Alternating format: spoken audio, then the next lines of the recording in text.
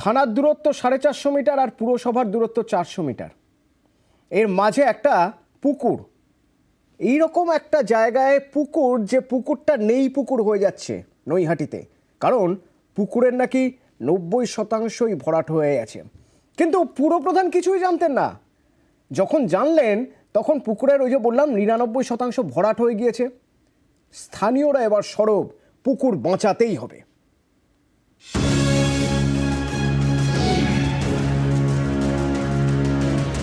উত্তর 24 পরগনার নৈহাটি, এখানকার শাস্ত্রীপাড়ায় চলছে পুকুর ভরাট।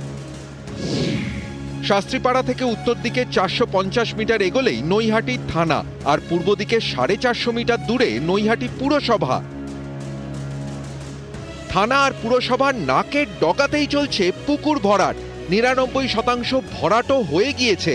এত কিছু হয়ে যাওয়ার পরে নাকি নৈহাটি পুরসভার চেয়ারম্যান জানতে পেরেছেন, তাও আবার সূত্র মারফত। আমি বিশেষ সূত্রে জানতে পারলাম, আমার কাউন্সিলর সূত্রে। আস্তে আস্তে ওটাকে ভরাট করা হয়েছে, মানে 99% ভরাট হয়ে গেছে। পৌরসভা রেকর্ডে পুকুর আছে, এবং আমি শুনতে পাচ্ছি ওটার মনে প্রমোটিং হওয়ার চিন্তাধারা হচ্ছে। এটা হতে দেওয়া যাবে না। আমরা খুব তাড়াতাড়ি পুকুরটাই হাত দিয়ে আমরা সংস্কারে নেমে পড়ব।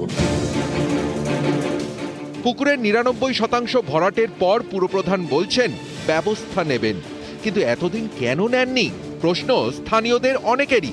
তাদের দাবি, প্রায় 15 কাঠা এলাকা জুড়ে পুকুর ছিল, সেই পুকুরের 99% ভরাট হয়ে গিয়েছে ধাপে ধাপে, সুকৌশলে। স্থানীয়দের দাবি, সংস্কার না হওয়ায় পুকুরে কচুরিপানা জমতে শুরু করে।